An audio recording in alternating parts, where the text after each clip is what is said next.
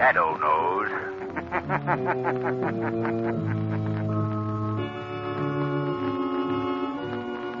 Your local blue coal dealer presents The Shadow. These half-hour dramatizations are designed to forcibly demonstrate to old and young alike that crime does not pay. Before The Shadow's adventure begins, a reminder to all homeowners. There's one sure way to get extra quality, extra value, and complete heating comfort. And that's by ordering blue coal by name. Blue coal's harmless blue coloring is the trademark of the world's largest hard coal producer. But even more, it assures you that each ton of blue coal has been laboratory tested for quality and sized and prepared to give you better heat with less furnace attention. So don't gamble with ordinary fuel. Ensure your family perfect heating comfort and satisfaction by ordering blue coal by name. Call your nearest blue coal dealer tomorrow. At the close of this afternoon's program, we have a most distinguished guest, one of the special assistants to the Attorney General of the United States, the Honorable Francis H. Horan. I'm sure you will all be anxious to hear what he has to say, so be sure to listen.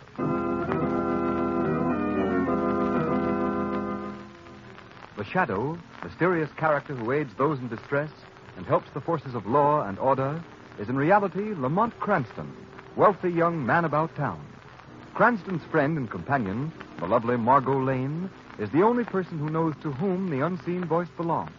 The only one who knows the true identity of that master of other people's minds, the Shadow. Today's story, Ghosts Can Kill.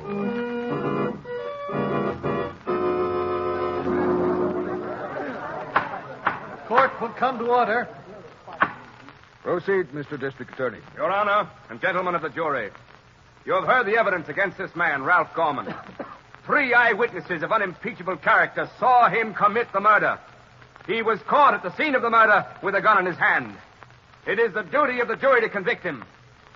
Ralph Gorman has been brought to court 7 times for serious crimes. I object. Although I admit my client has been brought to court in the past, he has always furnished an unbreakable alibi and has been acquitted. Therefore, I claim that this record is irrelevant. Objection sustained. Very well. That doesn't alter the state's case.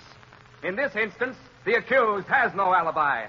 He is guilty of murder and should therefore be sent to the chair. Order in the court. I think the question before the jury is a clean-cut issue. The defendant, Ralph Gorman, committed a peculiarly cold-blooded murder. There are no halfway measures. He is either guilty or not guilty. I therefore instruct the jury to return a verdict of acquittal or first-degree murder. The jury will retire to consider the verdict.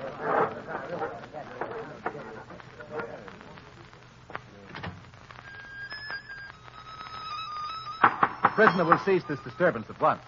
What's the matter? Don't you like my music? This is a court of law, Gorman. While you are awaiting the verdict of the jury, you will please conduct yourself in a more seemly manner. Well, Margot, I've seen many murder trials in my time, but I've never seen one where the accused man played on a mouth organ while waiting for the jury to send him to the chair. Lamont, isn't Gorman one of the toughest gangsters alive? Yes.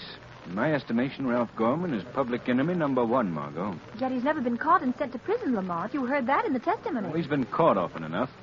They've never been able to convict him, because he's always been able to furnish an absolutely airtight alibi. This time, for some unexplainable reason, he has no alibi. So if there's any justice, he should be put away for good. Here comes the jury back in again. It certainly didn't take long to come to a decision. After the evidence they heard, they should. Court will come to order. Gentlemen of the jury, have you reached a verdict? We have, Your Honor. We find the accused, Ralph Gorman, guilty of murder in the first degree. The court will come to order. The prisoner will stand. Ralph Gorman, you have been proved a menace to society, and society has passed judgment upon you. You have been found guilty of willful, deliberate murder in the first degree. Have you anything to say before a sentence is pronounced upon you? Yeah, I got something to say. Very well. Be brief. Society passed judgment on me, huh? Okay, then if you're going to kill me, I'm going to come back from the grave and get even with society. Empty threats will avail you nothing, Gorman. You don't believe I can do it, huh? All right, I'll even tell you who I'm going to get. That will do. I'm not going First, I'm going to get that big financier, Oscar Borden, that's always giving away money. I guess Borden's what you'd call a pillar of society, ain't he? Stop, Gorman. Then, just for fun, I'll kill that young guy, Frank Collins, that just got engaged to that social register dame. I'll come back after death and get both of them. Collins and Borden. Yeah, you don't think I can do it, huh? But I can. Yes, I can. Quiet in court. Ralph Gorman, I hereby sentence you to be taken to the state's prison and to there be executed in a manner provided by law. And may God have mercy on your soul.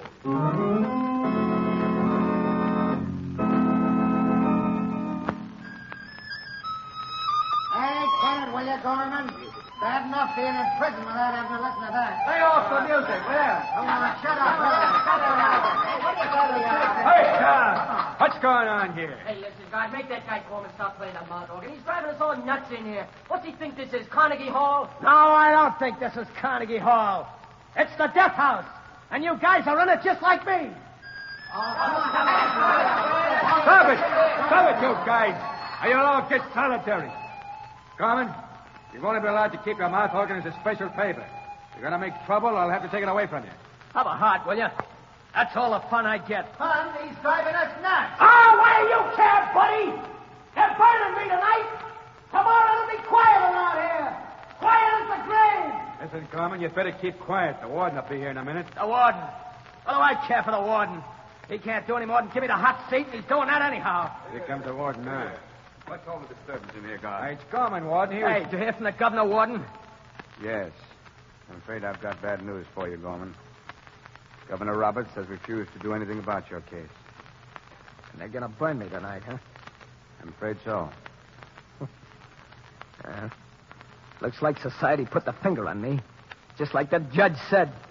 Well, okay. I warned him.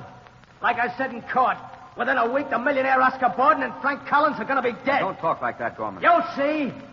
And I think I'll get Governor Roberts, too, while I'm about it. That makes a nice trio, don't you think? Oscar Borden, Frank Collins, and Governor Roberts. I'm going to come back from the grave and kill them. All three of them, yeah. Society passed judgment on me, huh? Okay, I ain't kicking. We'll see who laughs last. Making stupid threats won't do you any good, Gorman. Stupid, huh? Listen, in a week, those guys are all going to be dead. Lots deader than me. Come along, guard. You better warn them. Tell them their time is up when they hear me playing on my mouth organ like this.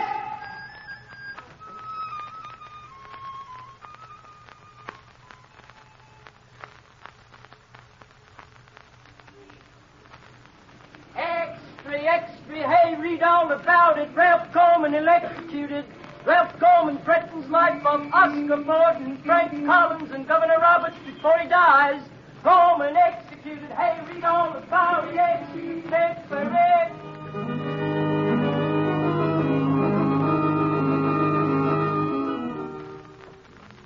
Is there anything else you want me to do tonight, Mr. Borden? Before you go, draw the curtains and turn off the overhead lights, Taylor. Yes. I'm going to stay here in my study for a while. It's quiet. There's some things I want to look over. Yes, Mr. Borden. You won't be disturbed, sir. I think everyone else has gone to bed. There's a newspaper here. I haven't had a chance to look at one all day. Right on your desk, sir. Oh, yes. Well, good night, Taylor. Good night, Mr. Borden. Well, I'll glance at the headlines before getting down to work. Let's see. Rebels push into province. Merging relief agencies. Gangster executed amid great interest. Dramatic scene in the death house last night. Ralph Gorman threatens to come back after death and murder. The philanthropist, Oscar Borden, Frank Collins, millionaire sportsman, and Governor Roberts. Now, let's see. On the way to the chair, Gorman warned his intended victims that they would know of his presence by hearing him play a mouth organ. These were his last words, after which he was electrocuted. From this picture here, I'd say he was of rather low mentality. The mouth organ, well, that's a bizarre note. Oh, I wonder. Wait a moment. I can hear a mouth organ now. No, it must be my imagination. That's odd. I could swear I hear it again. It seems to come from the other room. Who opened that door? Why, you're Ralph Gorman. You see me, Mr. Borden? This is impossible. I've come back from the dead to keep my promise to society. You're mad. Ghosts ain't never mad, Mr. Borden. Ghosts preposterous. We'll see about Don't this. touch that bell, because it ain't going to do you no good. Well, that's one of them. 2 more to go.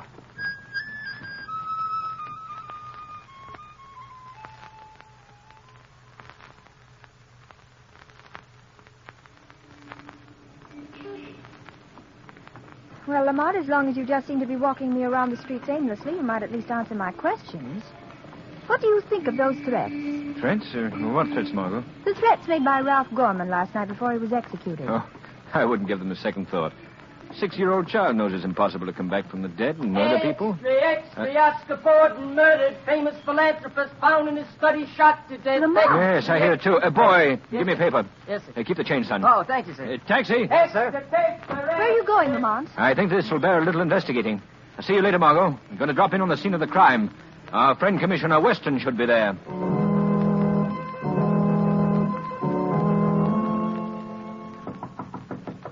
Cardona, see who that is. Whoever it is, don't let him in this study of Mr. Borden's until I get through questioning these people. Okay, Commissioner Weston. Bunny was found here, but... Mr. Lamont Cranston, sir. It says you know him. Oh, yes, I know him. Tell him... Oh, wait a minute. He tries to be an amateur criminologist. Let him come in. I'll show him how the police department really works. Yes. All right, you can come in, Mr. Cranston. Thank you.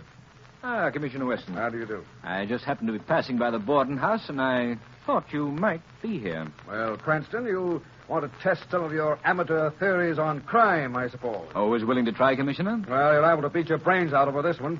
About 3 hours ago, Oscar Borden was found at his desk here with a nice round bullet hole in his head, and not a clue. Well, how distressing. Not a single clue, Commissioner? Well, we have 2 clues, but they don't make sense. Well, perhaps they don't make sense to the professional detective, but No. an amateur on the intellectual side of crime might be able to help you out, Commissioner. What were the clues? Well, first I asked the cop on the beat if he'd seen any known crooks hanging around the building tonight. And? And the dumb guy told me he hadn't seen any, except at one time during the afternoon he thought he got a glimpse of Ralph Gorman. And Ralph Gorman is known to have threatened Oscar Borden. I see. And the other clue, Commissioner? The other clue was even slimmer. One of the maids says she heard a mouth organ being played in Mr. Borden's study about the time the murder must have been committed. Why, it all hinges together perfectly, Commissioner, don't you see? Ralph Gorman has threatened Oscar Borden. He plays the mouth organ, and he's been seen hanging around the house. Why, he's your murderer. Very pretty theory, Cranston. The only hitch is that Ralph Gorman was put to death last night at 11 o'clock in the electric chair at State Prison. Oh, he was? Yeah, you should read the papers. You see, as an amateur criminologist, you're not so hot after all, Cranston. Well, have you solved Oscar Borden's murder? No, not yet. Well, you're no better than I am, then. Commissioner Weston, if I were you, I'd put a guard of large, solid policemen around anyone Ralph Gorman might have had a motive to kill. Oh, yeah? And then what? Then I'd look for the ghost of Ralph Gorman. It's lucky you're not police commissioner. Now, you'd better get out of here, Cranston. I've got important work to do.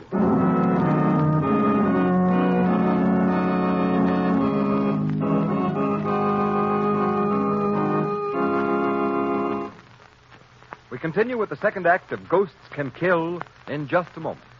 Homeowners, would you like to stop those tiresome trips to the cellar and keep furnace attention down to a minimum? Well, then, here's what you do. Get in touch with your nearest Blue Coal dealer and ask him about Blue Coal's automatic heat regulator. It's a thermostat which is attached to the wall of your living or dining room that controls your furnace dampers automatically. Just set the thermostat control at the exact temperature you wish, and your Blue Coal heat regulator will maintain that temperature day or night.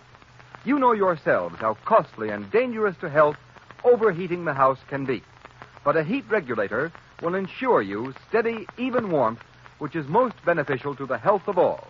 What's more, by stopping this overheating of the house, a heat regulator will save you fuel. And saving fuel means saving money.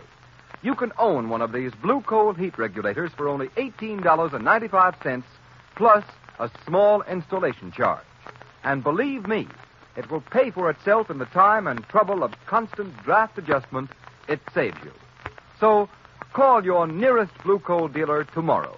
His name is listed in the Where to Buy It section of your classified telephone directory under the words Blue Coal.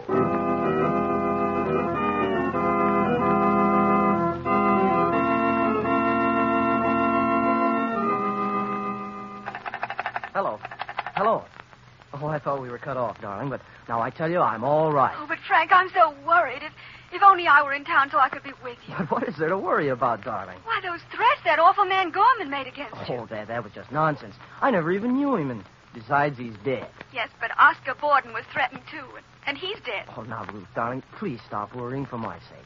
Nothing's going to happen to me. I'm in my own apartment, and I have no intention of going out, so nothing can happen.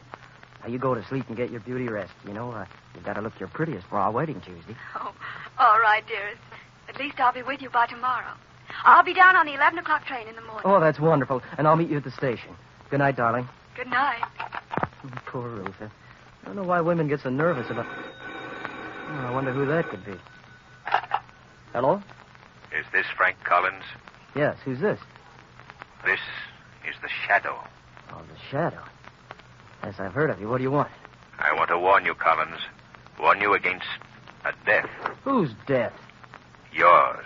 And why should you be warning me? Because if you're not very careful, you'll meet the same fate as Oscar Borden, and for the same reason. Oh, nonsense. Furthermore, I would suggest that if you value your life, you will apply without delay for police protection. Look, I don't know who you are, Shadow, or what your game is. But I'm not afraid of you or anybody else. Have it your own way, Mr. Collins. Have it your own way. Wait a minute. Wait, listen. He hung up. I wonder what that was all about. Well, certainly wasn't a very cheerful person to talk to. Maybe I'd better get... See, now, what's Commissioner Weston's home number? See, I think I've got it in here someplace. Oh, yeah, here it is. Main 999.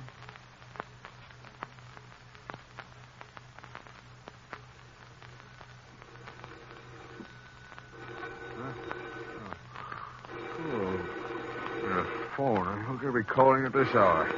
Now, where's that phone? Hello, Commissioner Weston speaking. Commissioner, this is Frank Collins. I just received a threat. Frank? Oh, you did? Yes, I was informed I'm about to meet Oscar Borden's fate. How are you warned? Over the telephone just about 5 minutes ago. By a man who calls himself the Shadow. The Shadow? Is he mixed up in this? How should I know? Wait a minute. What's the matter?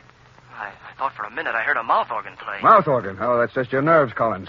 Is your door locked? No. Go lock it quick. All right, just a minute. Good Lord.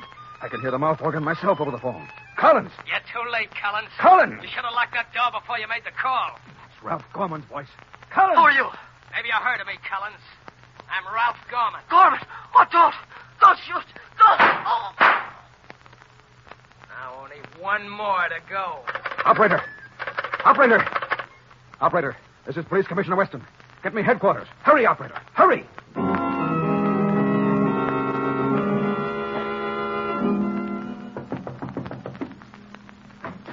Lamont, Come in, Margot. I just heard that Frank Collins was murdered in his home last night, Lamont. Yes, I've been reading the papers. It's dreadful. How could Ralph Gorman have come back from the dead to commit these murders? Margot, yesterday I would have said it was totally impossible. Today, well, frankly, I don't know. This moment, I can't think of any other hypothesis that would account for the known facts. Then that means... Jiminy, What did you say? I merely said Jiminy. Why did you say that? Jiminy? I don't know. I was just thinking. Why? Does it mean anything? Ordinarily, no. In this instance, it may mean everything. At least it gives me a clue. Margot, is your car outside? Yes, Lamont. Well, come on. We're going places.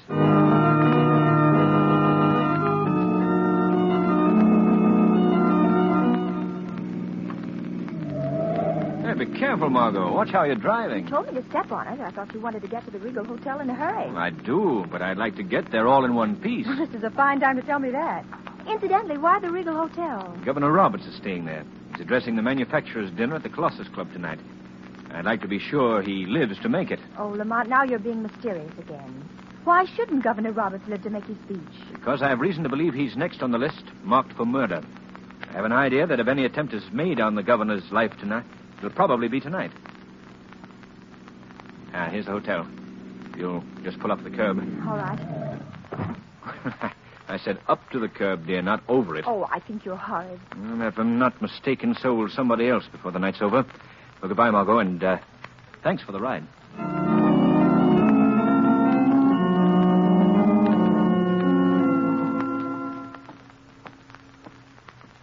This is the service entrance, Governor. Go right through that door there. You'll be on Marine Street. Good, thank you. That's what I told my car to wait. Governor Roberts, do you think this is wise? Wise, Latham? Of course it's wise. What danger can there be? I'm going straight to the dinner at the Colossus Club alone in my own car with my own chauffeur. Well, just as you say, sir. Through this door to the street, you said, Porter. Yes, sir. Thank you. Now, where's my car? I told Henry to wait. Oh, there he is. To the Colossus Club, Henry.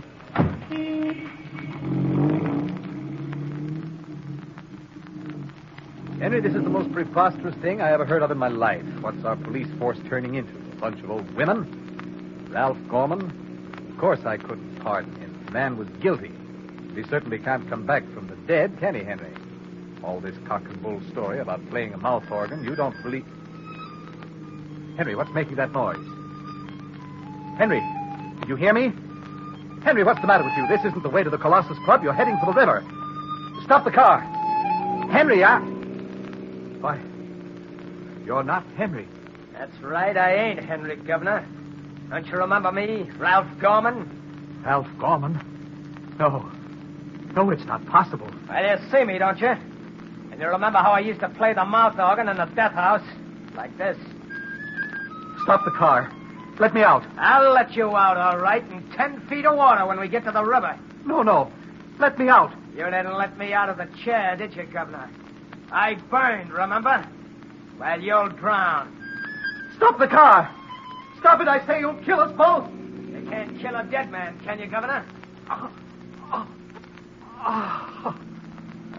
The old fool went and croaked by himself. Scared to death. Well, it saves me the trouble. I wouldn't be too sure of that, Gorman. Hey, what's that? Governor Roberts is unharmed. He's only fainted. He has a weak heart. Who's that? Where are you? You didn't know you had the Shadow as a passenger. Oh, the Shadow, huh? Well, you can't hurt me. Even a Shadow can't harm a ghost. But you're not a ghost, Gorman. Yeah, that's what you think. Don't you know that Ralph Gorman is dead? Certainly. But you're not Ralph Gorman.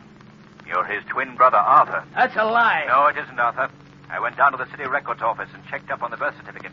A very pretty little story. Your mother had twin boys and concealed the fact from everyone. She brought you two up deliberately for a life of crime. Very convenient, wasn't it, Arthur? No matter what crime one of you committed, the other was always seen somewhere else at the same time to furnish a complete alibi. Yeah, I'm Arthur Gorman, Ralph Gorman's twin brother. But if we hadn't got the hour mixed up, they'd never have convicted Ralph that last time. Too bad, wasn't it? After all the trouble your mother had taken for years to conceal the fact you were twins. How did you get onto it? Why, a friend of mine used the expression Gemini. And I naturally connected that with Gemini. I don't get it. You wouldn't. Gemini is the sign of the zodiac, which means the twins. Well, Arthur, this is a very interesting discussion. But I think now you'd better stop the car. Oh, yeah? What do you think I am, crazy? They're never going to burn me. That's a matter of opinion. All right, you got me, but I got you, Shadow. Got you where I want you. There's the river right ahead of us. I'm going to drive over the embankment. I'll drown, but so will you. I'll drive right over the edge. None of this emergency brake works, you won't?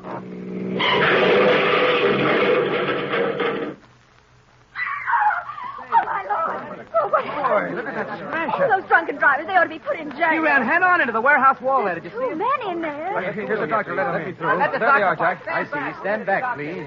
Well, how about it, Doc? Well, I'll be... The man in back is Governor Roberts. Governor Roberts? Is he? No. He's all right, I think. Just fainted. Shocked, probably. Hey, Doc, how about the other guy? The chauffeur here is dead. Dead? That's too bad. Say, his face looks familiar. What is it? Do you know him? That dead guy in the chauffeur outfit is the living image of a gunman called Ralph Gorman. Ralph Gorman? It can't be. Ralph Gorman went to the chair last week. Well, if it ain't him, it's his twin brother. If only you'd been able to tell us that a week ago. Justice would have been served a great deal more quickly.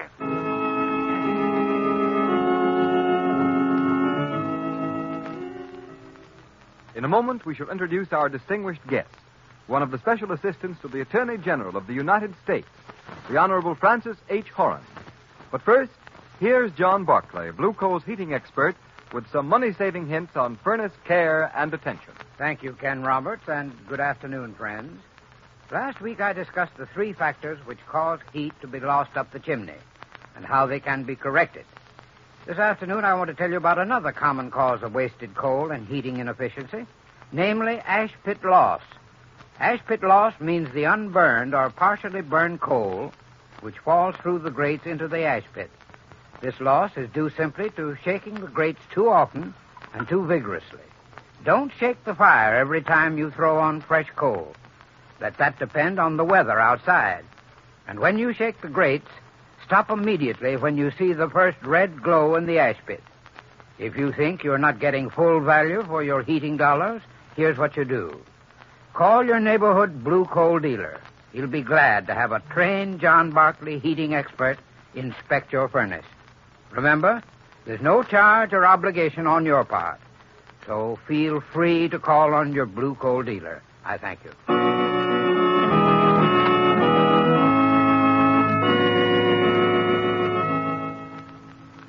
And now, on behalf of our sponsors, the Blue Coal Dealers, the nation over, it gives me great pleasure to introduce to you one of the special assistants to the Attorney General of the United States.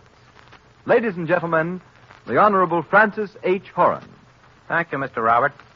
I'm very happy to be here with you this afternoon and to have the opportunity of speaking to the audience of the Shadow program. I am sure all law enforcement bodies in the United States agree with me when I say that constructive radio programs are a very great help in the prevention of crime.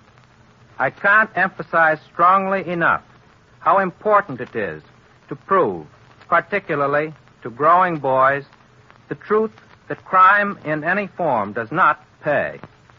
Your program helps to bring this message to millions of people, so keep up the good work. We certainly shall, Mr. Horan, and thank you, sir, for stopping in. It's been a great honor to have had you with us.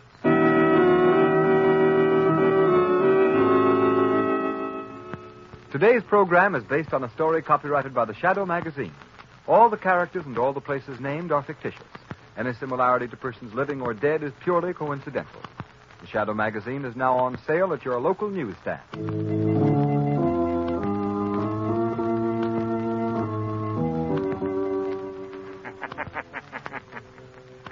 The weed of crime bears bitter fruit. Crime does not pay. The Shadow knows.